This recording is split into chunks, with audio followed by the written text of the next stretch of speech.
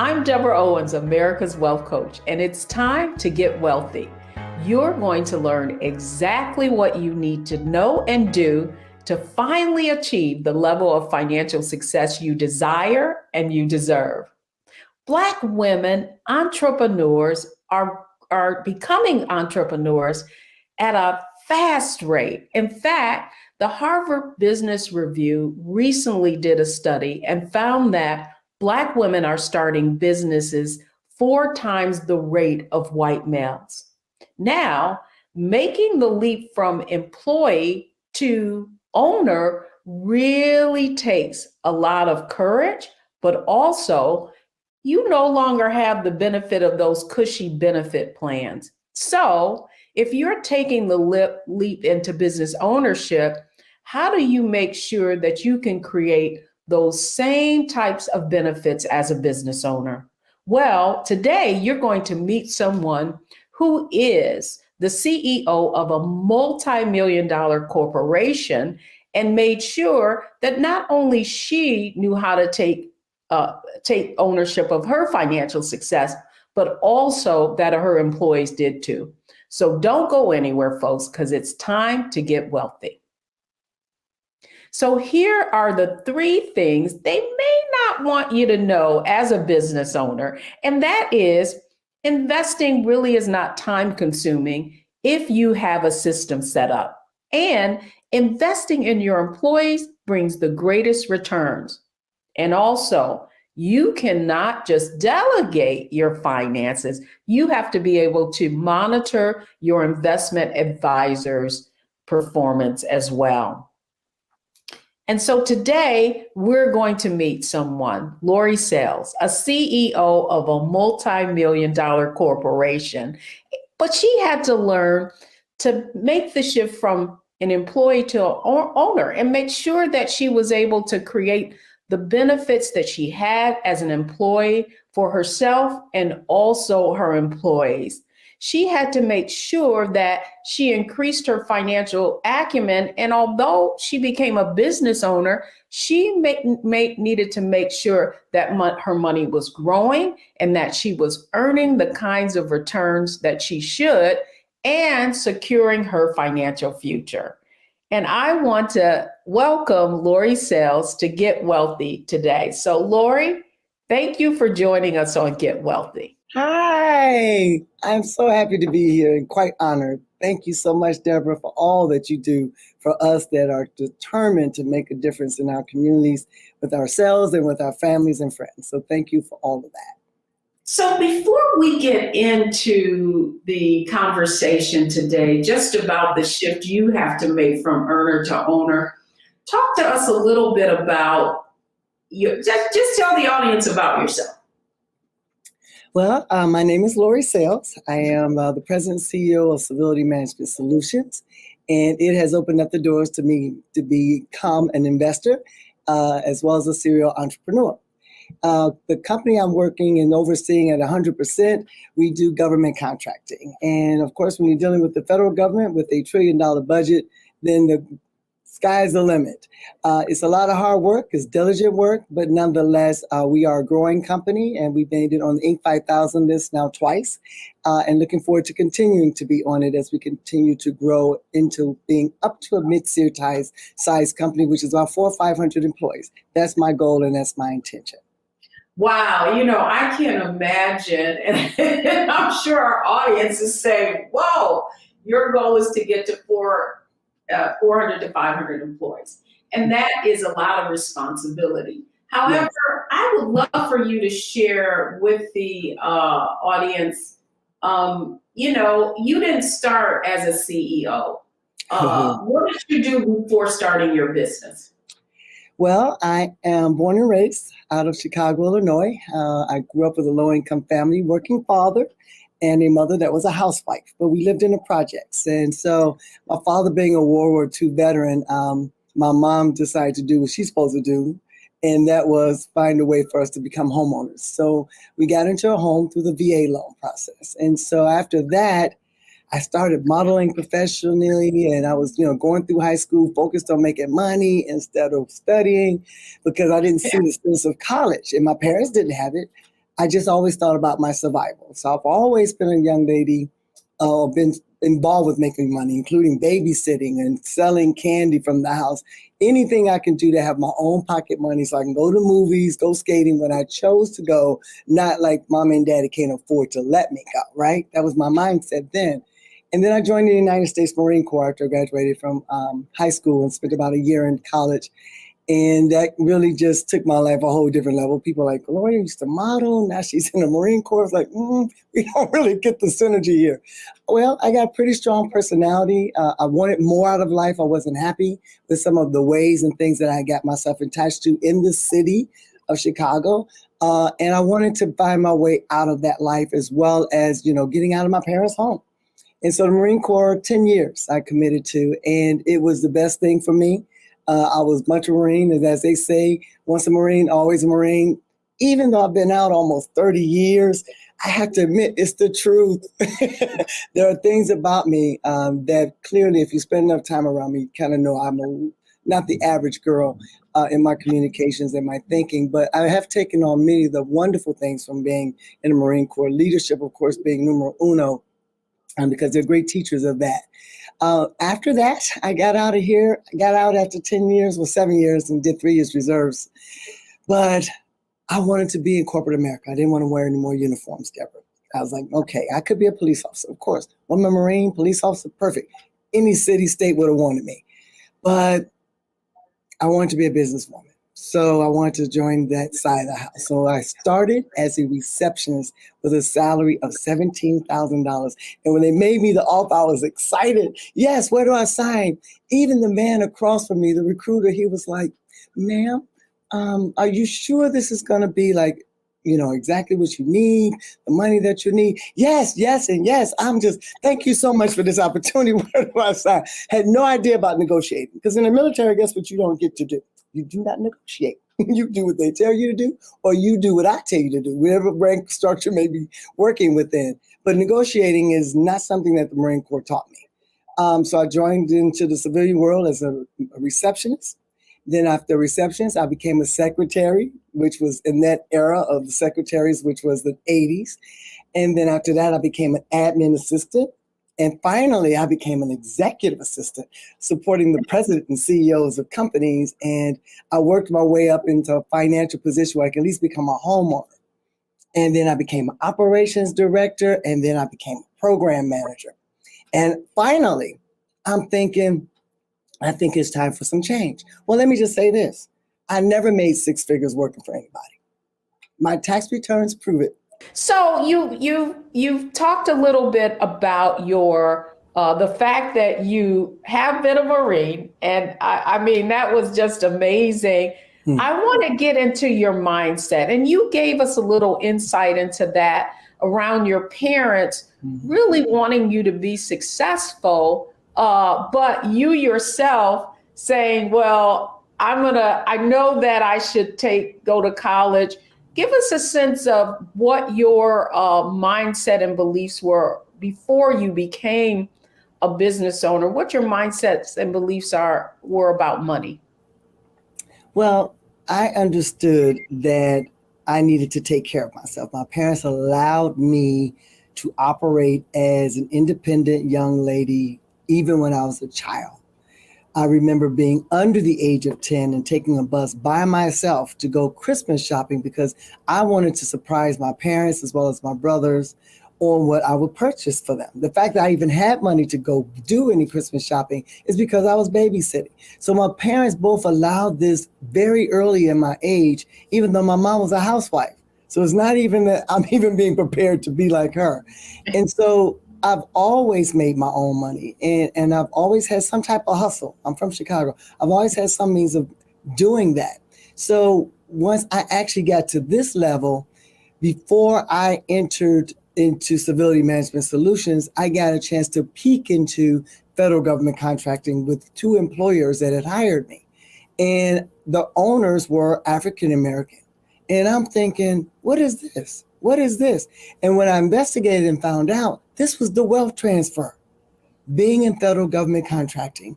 And so now that I've had all these hustles, all these other things I did, even as a young adult, I had a boot camp program.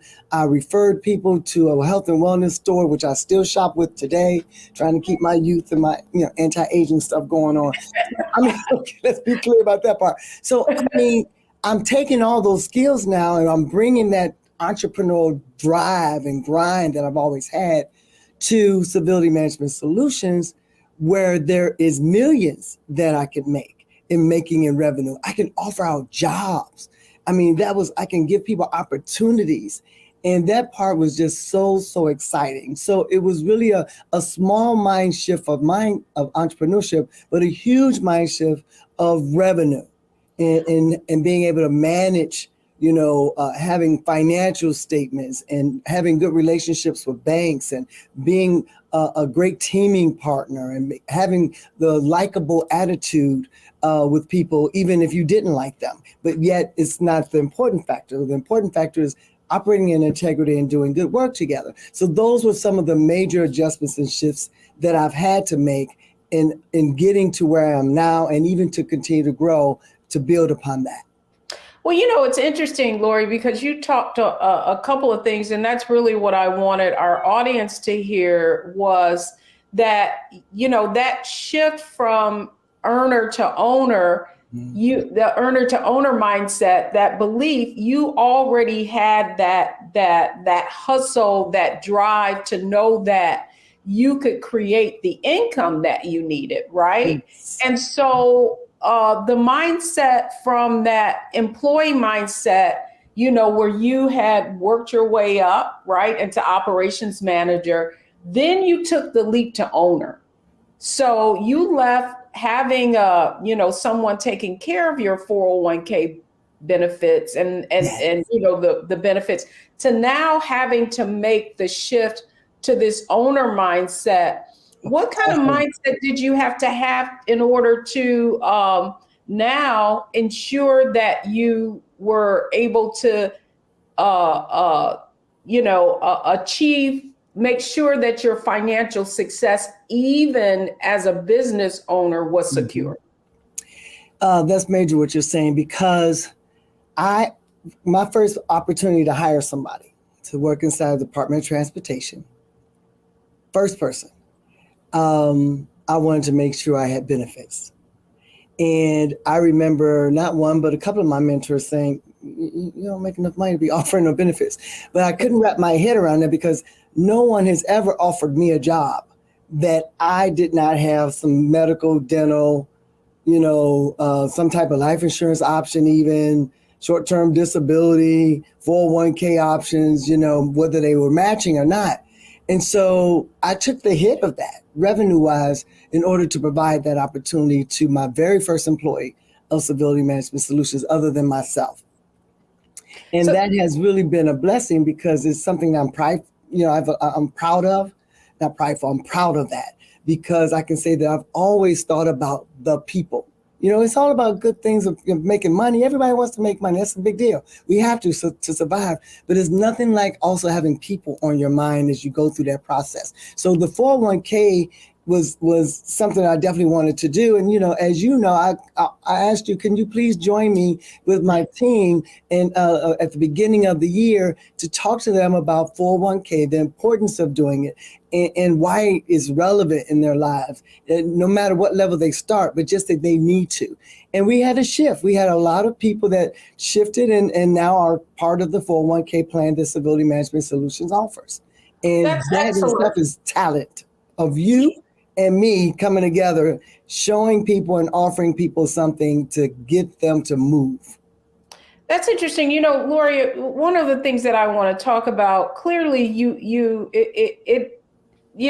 when you told me that you're on your first employee, you offered benefits and you knew the importance of that.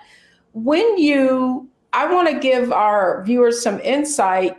When you left your employers, had you invested in your 401k as well as an employee? Yes, I did. I did. And not understanding the importance of keeping it there.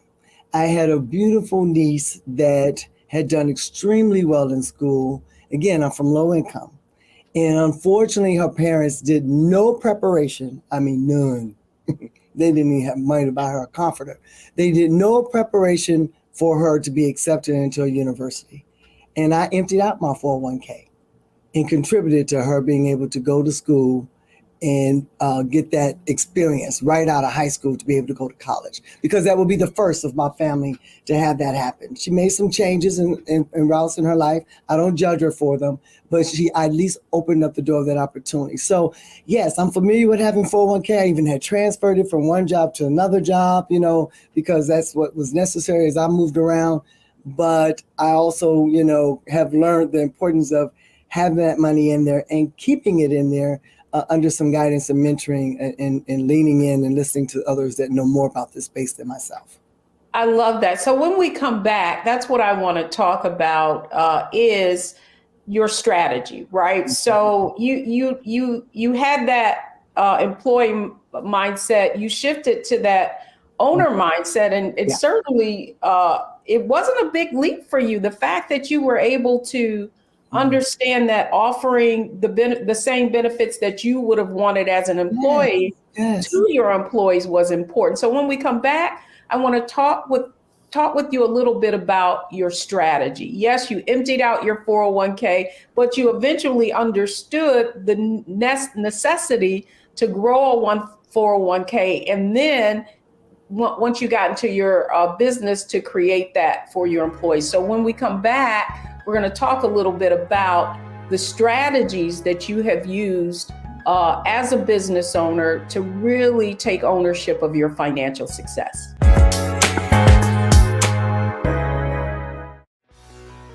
Let's be honest, as successful women, we're crushing it. Maxed out 401k and Roth IRA? Check. Aggressive savings and investments? Check. Yet, the freedom our success was supposed to buy can leave us stuck on the six-figure hamster wheel, watching retirement slip further down the road. There's another way. Get coaching courses and community at wealthyu.com.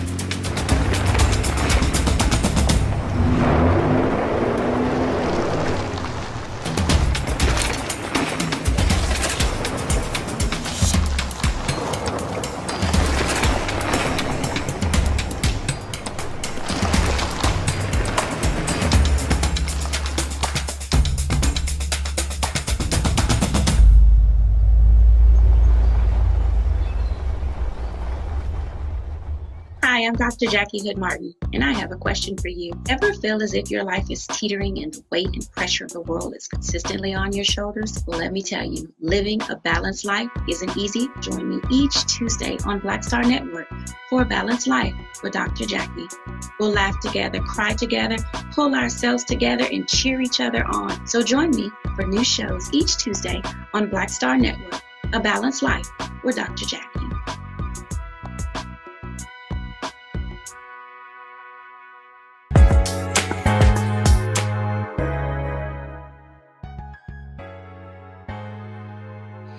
Welcome back to Get Wealthy, everyone. I'm Deborah Owens, America's Wealth Coach, and today we're talking about making the shift from earner to owner. How do you secure your future as a business owner and make sure that those same benefits that you may have left from leaving a corporation, you create in your new business? In fact, Black women are one of the fastest growing segments of business owners, but it is important to ensure your financial security. So we're having a conversation with Laurie Sayles, CEO of Stability Management Solutions, a multi-million-dollar management consulting firm. And Laurie, thank you so much for sharing your story. And, I love your transparency. I mean, how many people would say, well, yeah, I made some mistakes. Mm-hmm. And so what I would say, what I want to talk to you about is, okay, what did you learn, and just in terms of strategy, what did you learn from that experience that you now knew you had to take a different approach? Well, I mean, the fact that I can now go from, wow, I had X amount of dollars sitting here and now it's not there anymore. And to know that maybe 10, 15 years have now gone by and I had not reestablished that. Why? Because I was so busy hustling and bustling and just trying to get this business off the ground. Because government contracting is not an easy place. So it was not so much regretful, but it was a lesson learned that when that time comes that I'm able to be financially in a position to have a 401k for security management solutions, that I will never, ever mistreat it the way I did before and not think about, maybe I should have took some of the money, but instead, no, let's just go all in and help somebody. And yet, in the end, for myself, when you think about you and your future life, you got to make that important, Laurie. Thinking about others is good, but you got to do better thinking about yourself. And that is something I can say I've grown and matured in, where I think about me now. I do. Well, I love that because, I have very frank conversations with the women in Wealthy You about the fact that you don't understand that you are not helping people when you rescue them. That oftentimes that can be arrested development, right? And arrest your own future success, because when you rescue people, you can become an enabler, right? And so people don't really learn the lesson, nor do they value the hard work that it took for you to accumulate those assets in your 401k because it was given to them. But what I also love that you said was that you didn't look back in the land of financial regret, because that's not where you're going. And so since that, what I want, and just in terms of strategy now, so you start this business, that so much of it in the early stages is really growing a business. I'm an entrepreneur, and I can say that it takes 5 years to really make a profit, right? Like you are putting so much back into the business. You're doing things like offering a 401k plan or benefits to your employees. So what was the strategy that you employed to not only secure your employees' futures and offer those benefits, but also your own? So how did you find someone to establish a 401k plan for your business? Well, for one, you have to keep your eyes and ears open, because you can ask for things, you can pray for things, you can meditate on things, but you have to be aware of what's going on around you. And I have been fortunate enough to have a couple of more than a couple of mentors in my life, but they all got different positions in there. And then I found Deborah Owens, Land of the Wealthy You, and what you were offering, even though I knew you from the past, from different areas of just kind of sitting around in some events, and you spoke. So I knew that, talking about wealth and talking about building a 401k plan and protecting your life and your family was part of what you were all about. But now this Wealthy You was like an eye opener for me, and I jumped right in, and I began to study up what was necessary. And I have not been able to participate at the high level I did initially, because I needed enough information, because I know what I'm trying to accomplish. I need enough information to now implement and execute and get the ball rolling. And I had my sessions with you, I sat with you, and through that, I learned about putting my money where it needs to be based off of a guideline, not depending on anyone else, but my own study, my own review, my own analysis. And I got to tell you, I did pretty good in my first year. I ain't hating at all. I did really, really good. I'm like 30 to 40% of an increase there about comparison to what I gave and how much my balance is. I'm like, ooh, this is looking really nice. So, I mean, that means I really did make some smart decisions based off of my own evaluations. Well, you know what? When we come back to Laurie, that's exactly what I want to talk about is that, it's one thing to have a strategy, but it's another thing to execute. And so when we Yes. come back, I want to talk about your execution. So you went and got knowledge, right, about Mhm. what you needed to do. And when we come back, I want to talk a little bit about how you executed on your strategies of really accelerating your financial growth and achieving that type of performance. I mean, you just made my heart sing just talking about what you actually accomplished. So when we come back, we're going to get right into strategy. So folks, we're going to get right back into execution. Mindset. She talked about how, as a young girl, she learned how to make money from babysitting and taking ownership of her success.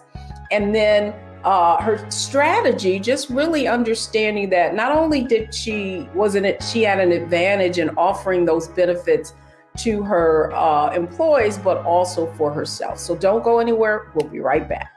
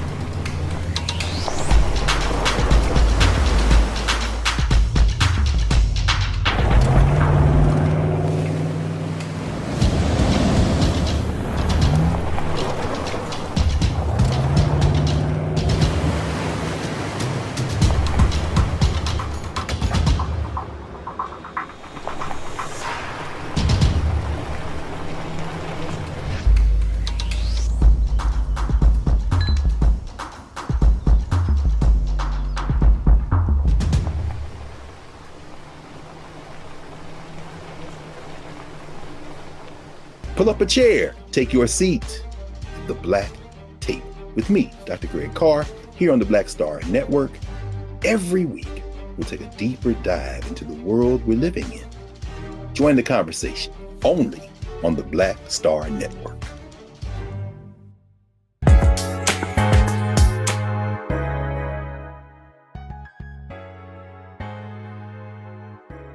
Welcome back, everyone. I'm Deborah Owens, America's Wealth Coach, and it's time to get wealthy. So we've talked about mindset, we've talked about strategy, and now we're going to talk about execution. So Laurie, you shared some phenomenal results, but it's one thing to get those results.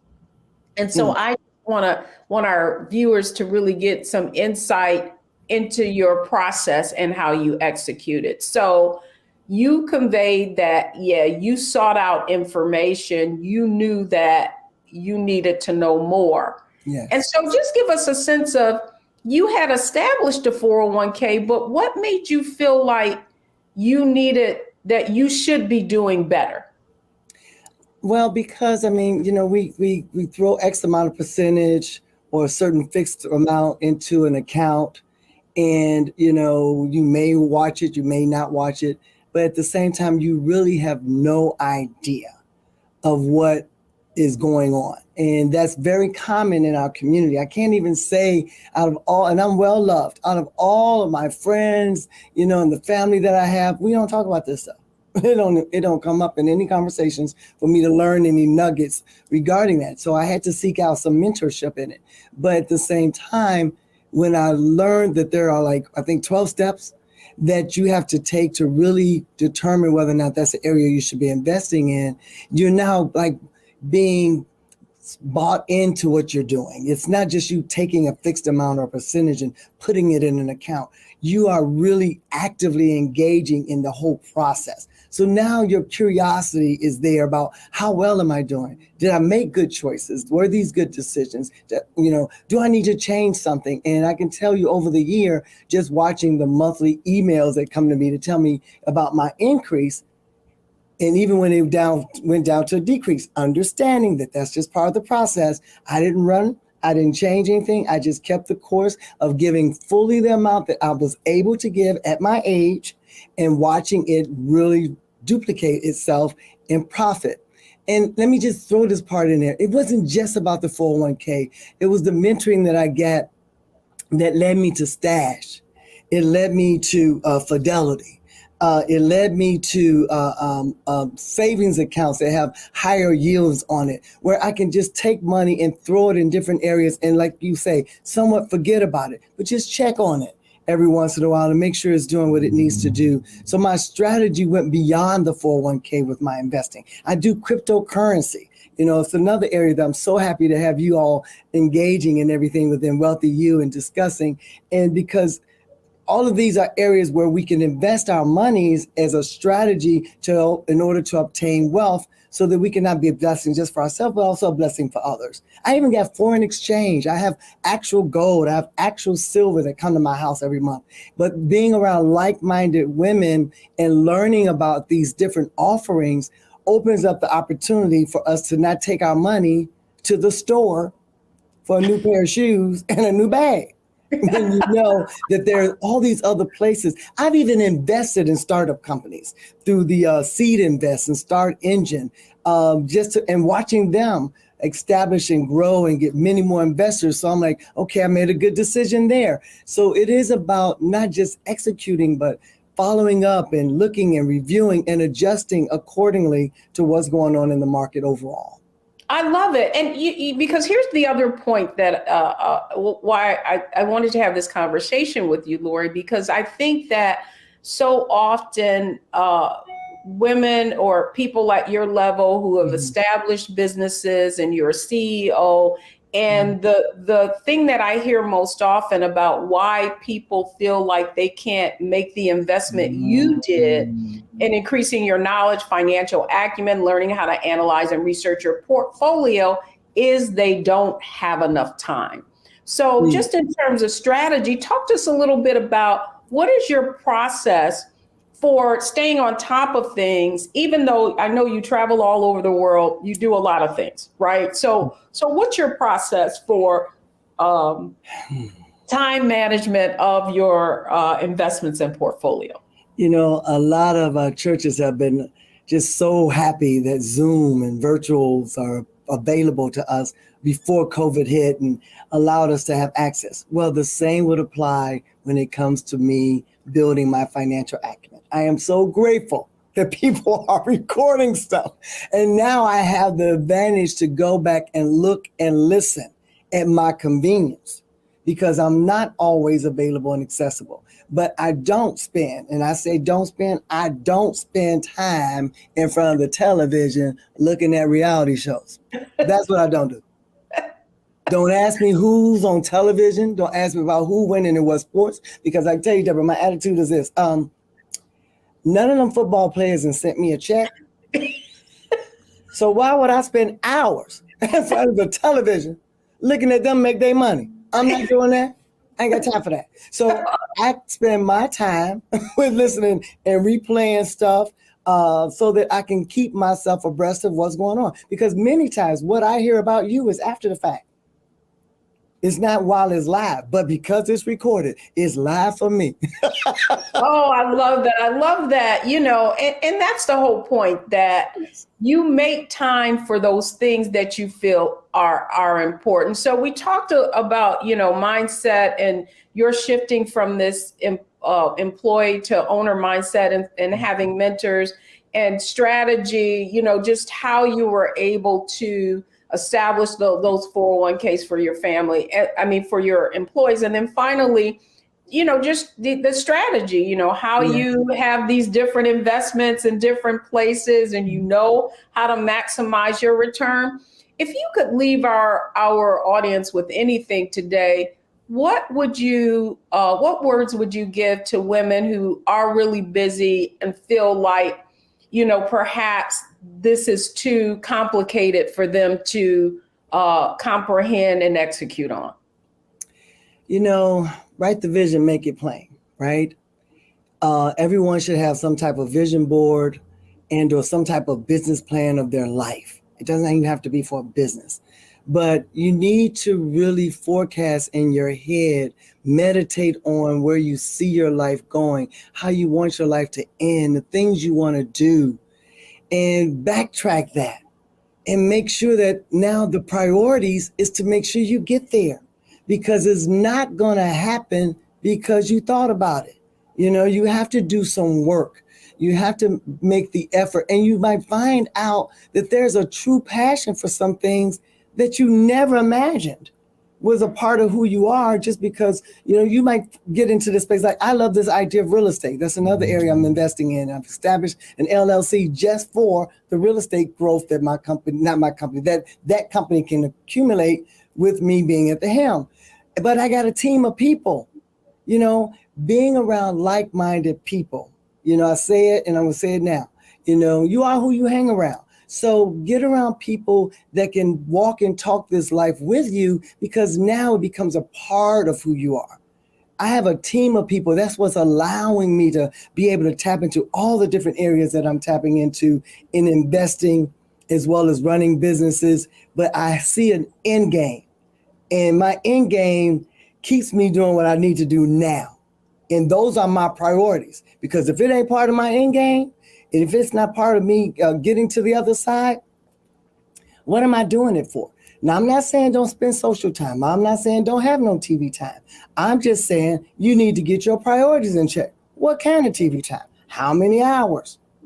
How much time with your girlfriends chit-chatting and they ain't talking about nothing? You need to just fix that. Get around people like me. Yeah, I love to chit-chat. I love to socialize, and I get mine in. I love fine dining. Yes, I do, with a bottle of champagne or something, and good old steak and some Merlot. But at the table, we talking about something that's good, and or I'm feeding myself through my headphones while I'm having my dinner. Some people I know, they like, that girl sitting over there all by herself, but I'm engaged. I'm sitting there with wealthy you in front of me while I'm enjoying my steak. What?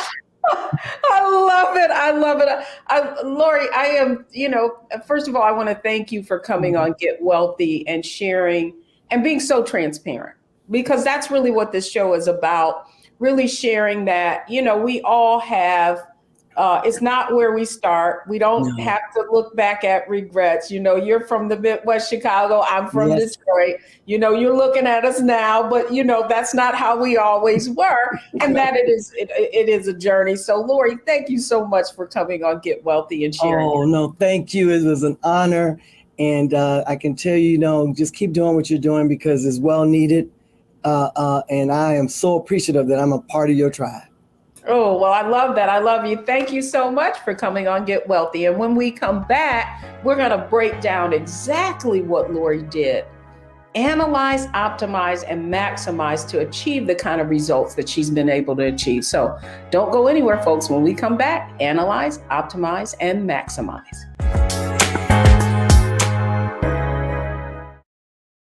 I'm Deborah Owens, America's Wealth Coach, and my new show, Get Wealthy, focuses on the things that your financial advisor and bank isn't telling you, but you absolutely need to know.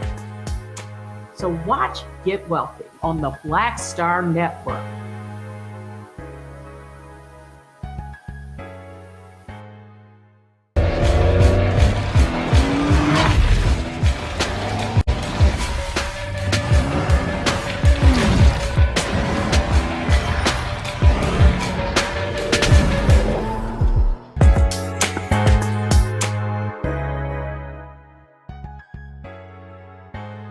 I'm Deborah Owens, America's Wealth Coach, and we've been getting wealthy. Amazing, amazing story. So what did we learn from Laurie? How did she analyze, optimize, and maximize to achieve the kind of results that she did? So let's talk about analyze.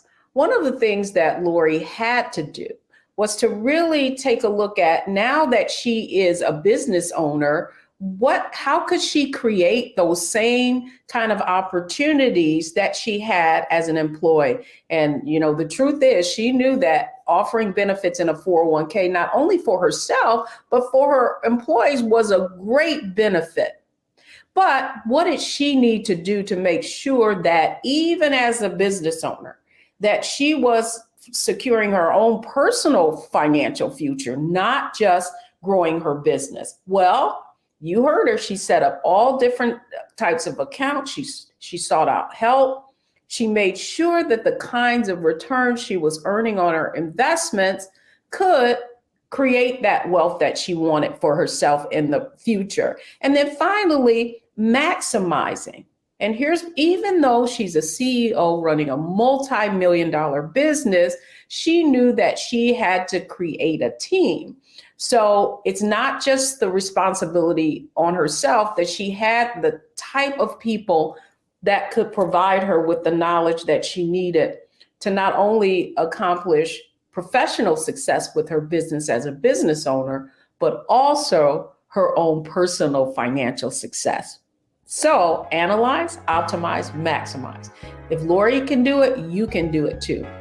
And when we come back, I'm going to share the 3 takeaways, the three things you should know from this Get Wealthy episode.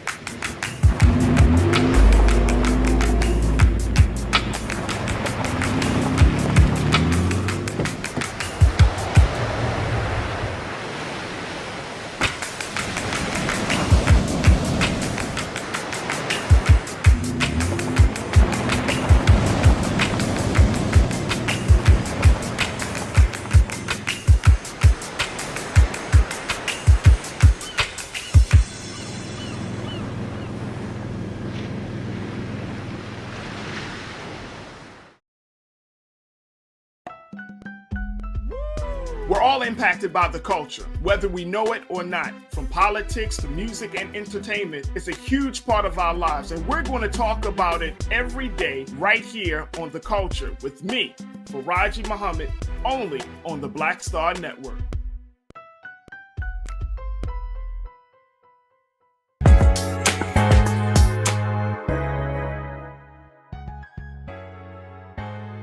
Welcome back, everyone. I'm Deborah Owens, America's Wealth Coach, and it's time to get wealthy. Hopefully, you've gotten some insight on how you can get wealthier. So here are the 3 things you need to know from today's show. And I think Laurie said it. And the fact is, you have to become the CEO of your finances. You have to make your finances a priority and really learn how to grow wealth and increase your financial acumen. And you want to make sure that if you are an employee, that you're taking advantage of all the kind of financial wellness programs that your employer may provide. And then finally, in order to really achieve financial success, whether you're a business owner or an employee, you've got to create a wealthy system and make it systematic and make sure that you're contributing to all your plans and that you have an account set up for every one of your goals. Because if you do that, you're going to achieve the level of financial success you desire and you deserve. I'm Deborah Owens, America's Wealth Coach. Thanks for joining me on Get Wealthy.